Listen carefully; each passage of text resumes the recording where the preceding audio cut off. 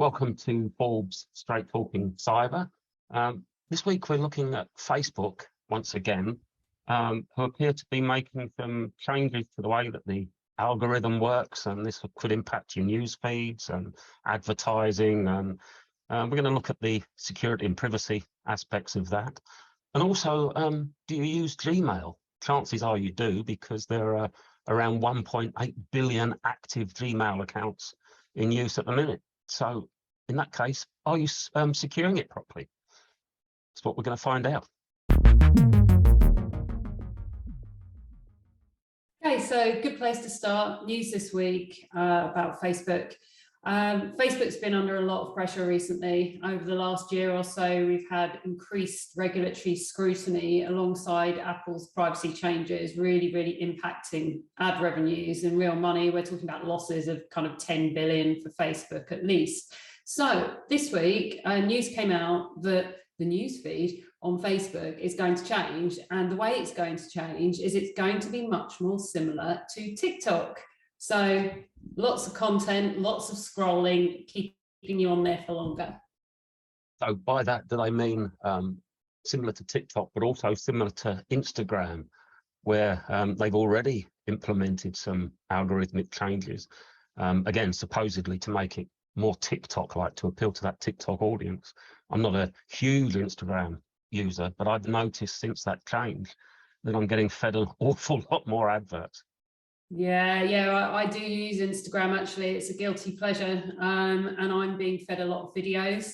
I get sent a lot of yoga videos, actually, and demos and stuff like that, just because I follow accounts on there that are to do with yoga. I mean, obviously it makes sense. And yeah, that's the sort of thing we're going to see. So on TikTok, you will follow certain interests, and you will effectively, I mean, it depends how you look at it, be bombarded with content, you know, based around those interest groups.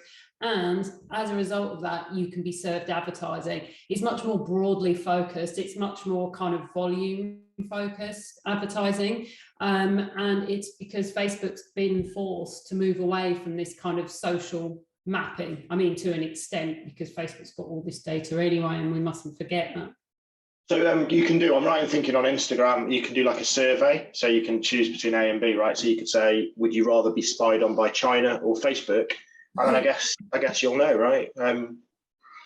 What would you choose? I actually don't know. Which is worse? I don't know.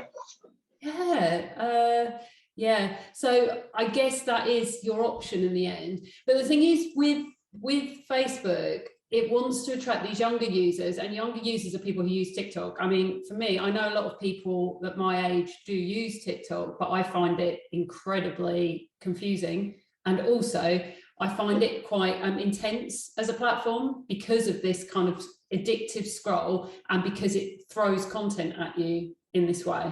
But then I'm not young, so yeah. Well, I mean, I'm even less not young, or even more not young, I should say.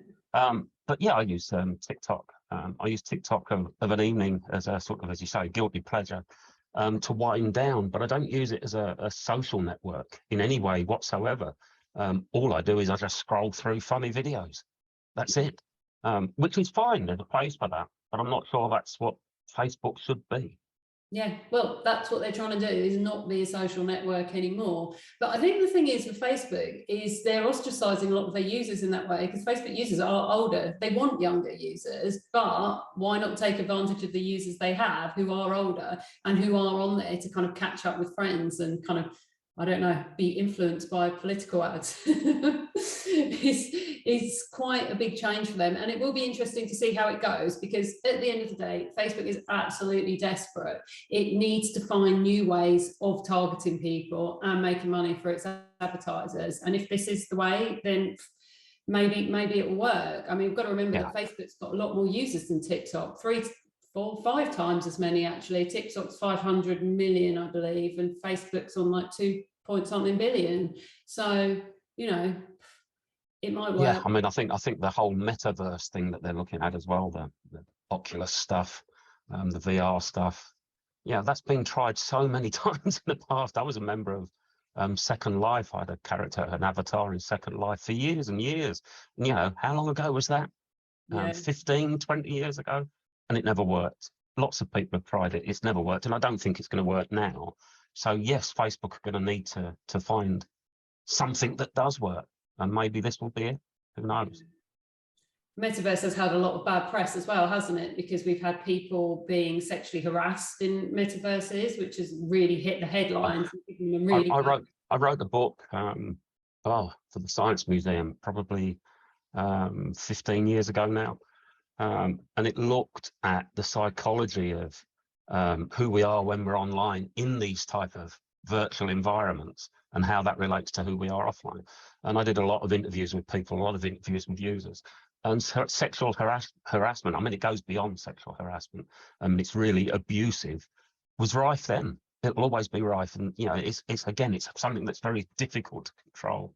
And I'm not sure how Facebook are going to, or Meta, are going to succeed in that. Another thing that I'm not sure a lot of people realize, something that's very popular, but a lot of people don't realize the implications of that popularism, is their email account, specifically Gmail. Now, Gmail, lots of people use it as a throwaway anti-spam email accounts, sort of one-time use.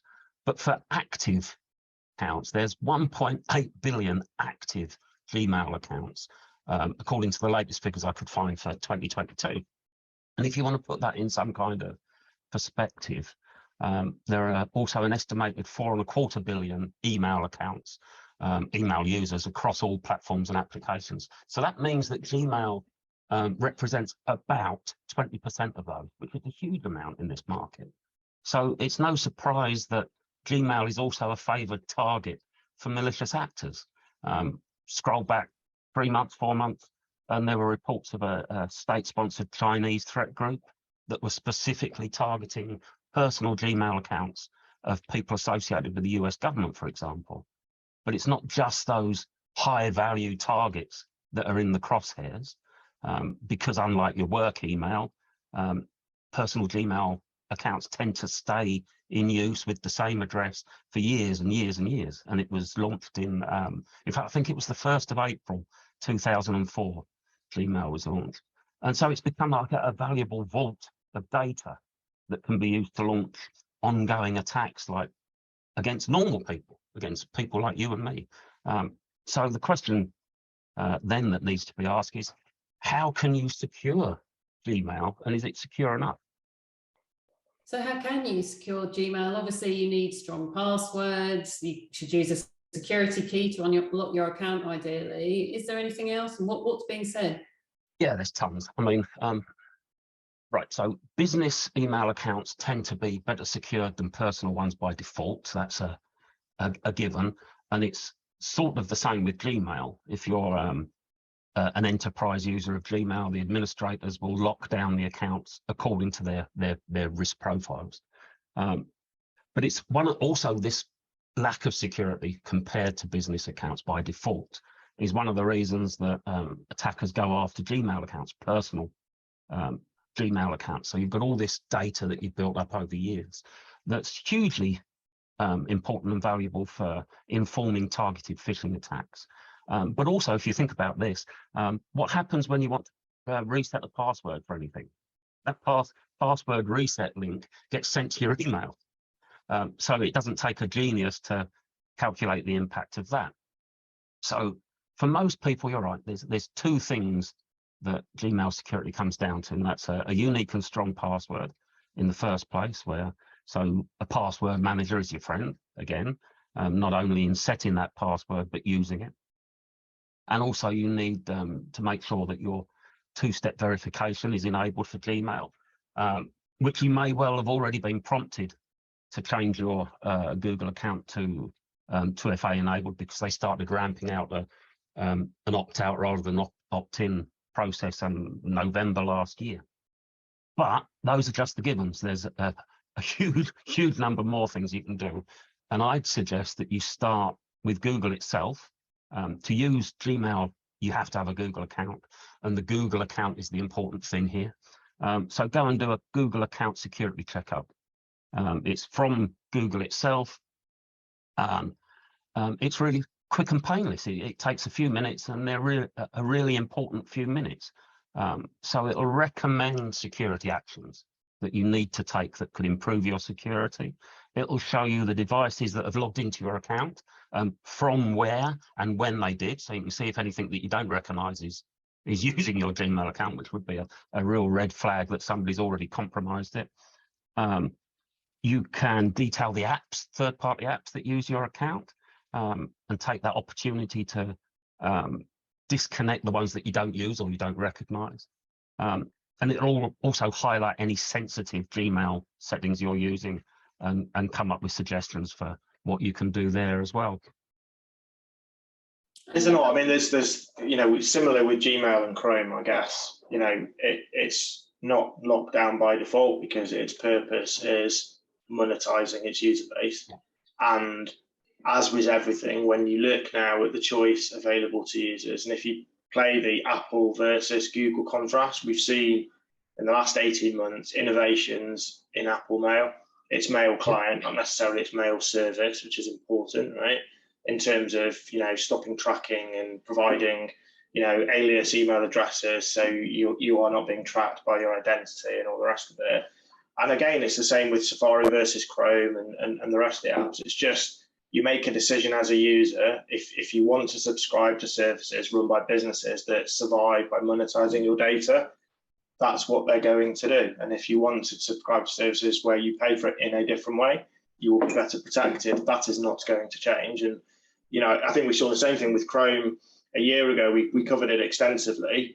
Its default security settings are atrocious, right? You genuinely need to dive 3 layers down into its settings in order to turn off some very basic stuff, including the hidden tracking that was taking place with some of its new advertising services as well.